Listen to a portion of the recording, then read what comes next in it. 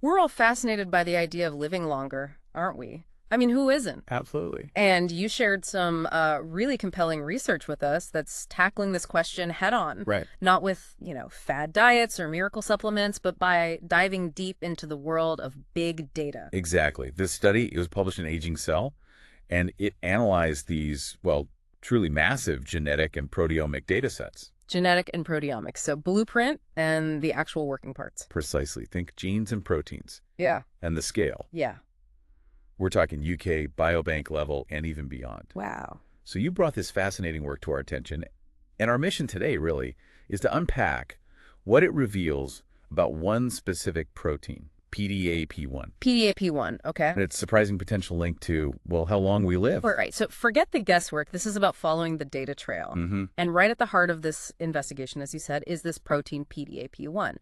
So let's just get straight to it. What did sifting through all this information actually reveal? Well, what's really fascinating here is it's both the sheer scale of the data, like we mentioned, and the sophisticated approach they took. Okay. They used what's called a systems biology approach. Systems biology, like looking at everything together. Kind of. Imagine trying to figure out why a car isn't working. You would just look at the engine. Right, you'd check the fuel, the electric. Exactly. The fuel system, the electrical system, the sensors, how all these different parts interact. It's similar here. They were cross-referencing genetic info, yes, but also the actual measured levels of proteins in people's blood. Ah, the proteomic data. Right, and their parents' lifespan, and even cases of elite longevity. Elite longevity, people who live exceptionally long. Yeah, individuals who reached, say, the top 1 to 10% of the age range for their cohort.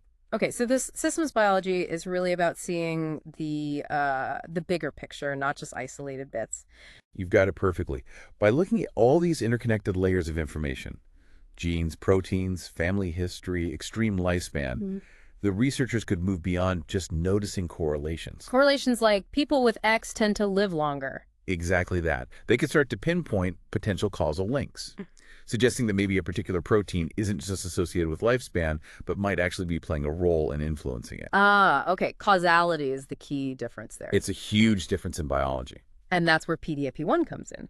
So for those of us, like me, just meeting it, what exactly is PDAP1? Okay, so PDGF1 stands for PDGFA-associated protein 1.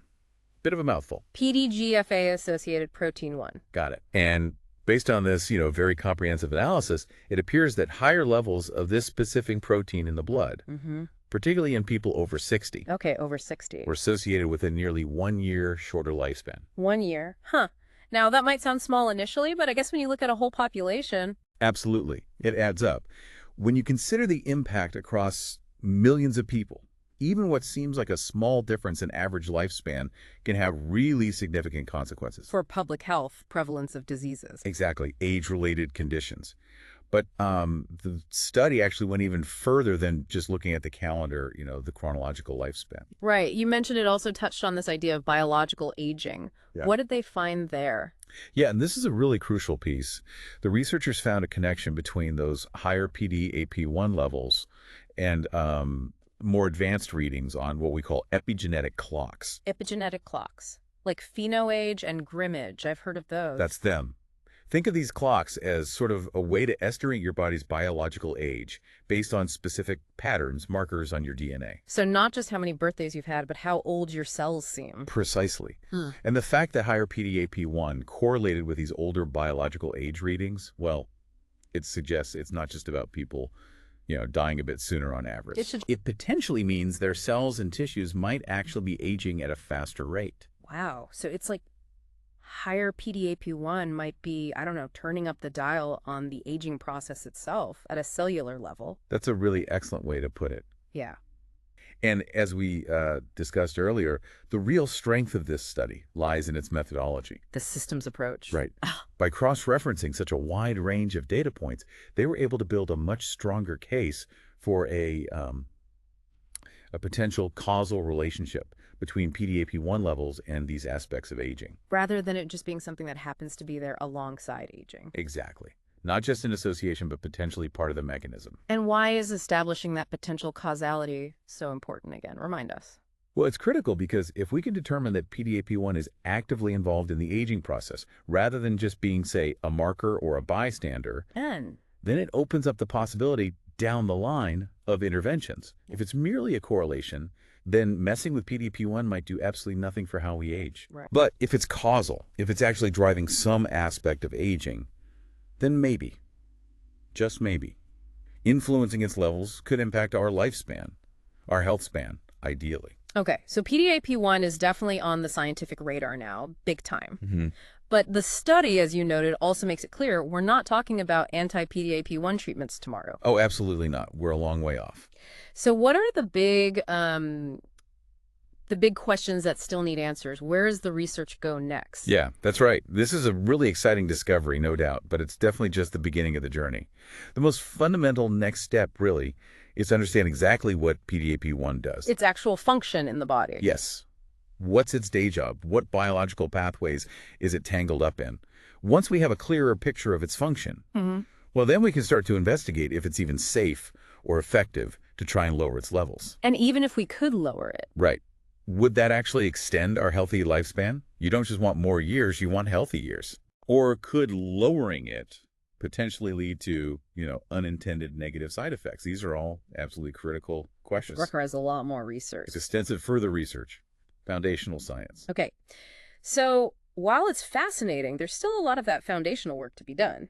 But the very fact that a single protein seems to have this kind of association, what does that tell us about how we view aging in general? That's a great question. If we sort of connect this finding to the broader field, the PDAP1 results really underscore this idea that aging isn't simply inevitable. It's not just passive decline. You mean it's more active?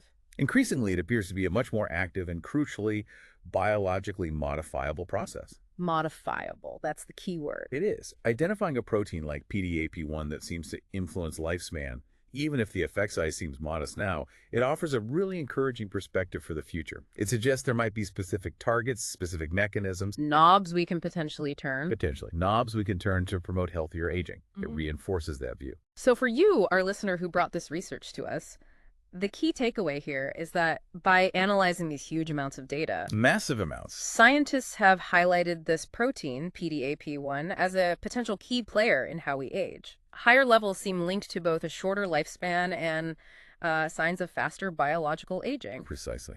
And while, we aren't going to be regulating our PDAP1 levels anytime soon, Definitely not. this study really represents a significant step forward. It helps us unravel the incredibly complex processes of aging. And it really showcases the power of using big data, doesn't it? It absolutely does. The power of large-scale data analysis in identifying these novel targets for future research. And maybe, just maybe, for future interventions aimed at extending healthy lifespan. It really does make you wonder, though, doesn't it? I mean, just thinking ahead, if we could indeed modulate a longevity switch like PDAP1, what kind of world might that create? What sort of societal shifts might we see? What new questions would that bring up about our health, our lifespan, and maybe most importantly, the quality of those potential extra years? That's definitely a lot to consider, a lot of food for thought there.